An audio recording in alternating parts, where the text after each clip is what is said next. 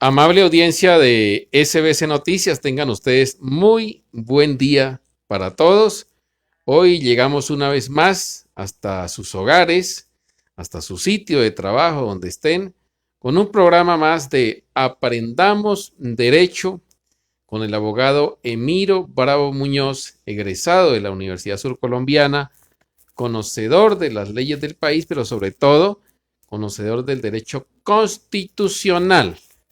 Hoy con un tema muy interesante para todos ustedes, que es el Estado. Doctor Emiro, muy buenos días.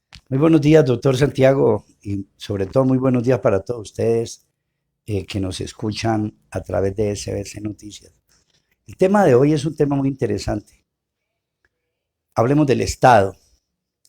En primer lugar, tenemos que decir que el Estado es una forma de organización de la sociedad. Las sociedades se organizan en forma de estados. Así que cuando hacia mí me preguntan qué es Colombia, mi respuesta más acertada es: Colombia es un estado, o sea, es una sociedad organizada. Eso es Colombia. Pero ¿qué clase de estado? Pero antes de que miremos qué clase de estado, veamos qué es lo que compone un estado. Un estado necesita, para que haya un estado, necesitan tres elementos. El primer elemento para que haya un estado es un territorio. Sin territorio no hay estado. En segundo lugar, se necesita una población, o sea, una población que está asentada en ese territorio. La población es lo mismo que decir que la nación, o sea, la nación es la población de un estado que está asentada, esa población, en un territorio. Llevamos dos elementos. Y el tercer elemento para que haya un estado son la normatividad jurídica, porque sin normas, sin constitución, sin leyes, no hay Estado. Esos son los tres fundamentos que deben existir, que son fundamentos esenciales del Estado. Así se llaman, fundamentos esenciales del Estado: el territorio, la nación y la normatividad jurídica. Colombia es un Estado, o sea, nosotros tenemos un territorio, tenemos una nación que somos los colombianos y tenemos unas normas, una constitución y unas leyes que nos rigen. Si falta uno de esos tres elementos, no hay Estado. Vamos a poner el caso de los palestinos. Los palestinos son una población, o sea, son una nación, la nación palestina, pero no tenían territorio. Con la, entre comillas, revolución de Yasser Arafat, se logró, a través de acuerdos internacionales, que se le cediera un pedazo de tierra, un pedazo de territorio muy pequeño a los palestinos. Por fin lograron un pedacito de territorio. O sea, ya estaba la población, la nación, se les dio un pedazo de territorio. Decimos pedazo porque es una parte muy pequeñita, por allá la franja de Gaza, algo de las alturas del Golán, y tiene una normatividad. Hoy podríamos decir que los palestinos están conformando su Estado, pero tienen todavía que fortalecerlo, sobre todo en su territorio. Lo que no le pasa a los kurdos. Kurdistán fue un Estado, desapareció en la Segunda Guerra Mundial. Se lo repartieron entre Irán, Irak, Siria, y entonces quedaron en el aire toda una nación, toda una población quedó en el aire. Hoy los kurdos están repartidos en Turquía, en Siria, en Irán. No tienen territorio, no son un Estado. Son un pueblo, son una población, son una nación, pero sin Estado. Esos dos ejemplos nos sirven para ver cómo puede haber naciones sin Estado. Los llamados cíngaros, los gitanos, son una población, se llaman rom, tienen su propia lengua, tuvieron sus normas, hoy ya no las tienen. Son la población, pero sin territorio, no son un Estado. Vamos a ver entonces, Colombia, decíamos Colombia es un Estado, pero ¿qué clase de Estado es Colombia? La Constitución lo dice clarito. Colombia es un Estado social de derecho. Estado social de derecho es una categoría de Estado.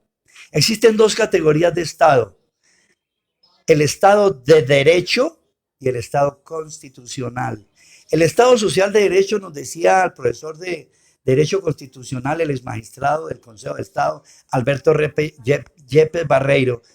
El Estado Social de Derecho no es una categoría de Estado, es una transición, una etapa, una época de transición entre lo que es el Estado de Derecho y lo que sería un Estado constitucional, que es algo en derecho constitucional, algo que es como ideal. Por eso no aspiramos en este momento, de pronto por muchos años, a ser un Estado constitucional.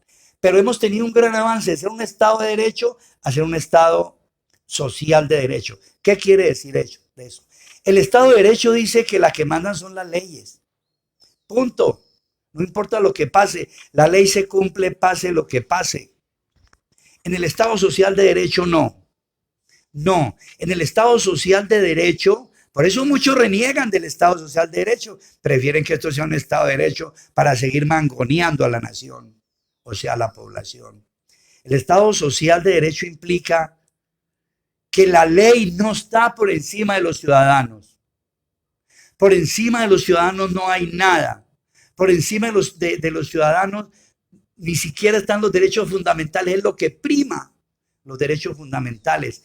Así que un Estado de derecho puede violar los derechos fundamentales, un Estado social de derecho no. Esa es la gran ventaja de ser un Estado social de derecho. Antes de que continúe, hay un cuarto elemento que se necesita para el Estado, que nos enseñaron también en Derecho, yo lo recuerdo, que es el reconocimiento de ese Estado. Que haya un reconocimiento por parte de un organismo de otras naciones para que se constituya como Estado. Los tres elementos primarios y el último elemento, el cuarto, que sería el reconocimiento. Exactamente, tiene usted toda la razón. Existen tres elementos esenciales que los dijimos. Y se requiere también el reconocimiento internacional. Con una sola nación que haga el reconocimiento, ya. Pero entonces para legitimar el Estado. Por eso nosotros vemos que hay repúblicas, hay estados que no reconocen a Venezuela, no reconocen el gobierno venezolano, pero el Estado venezolano está reconocido. Lo que no se reconoce es el gobierno. Si ningún gobierno, si ningún país reconoce ese Estado por falta de ese elemento, digamos que no es esencial, pero es un elemento del Estado, el reconocimiento internacional. Así sea un solo país que lo reconozca, ya se configura como un Estado. Las características de nuestro Estado. Es una república unitaria. Quiere decir que aquí no hay estados confederados como lo hay en los Estados Unidos, por ejemplo, en el Brasil.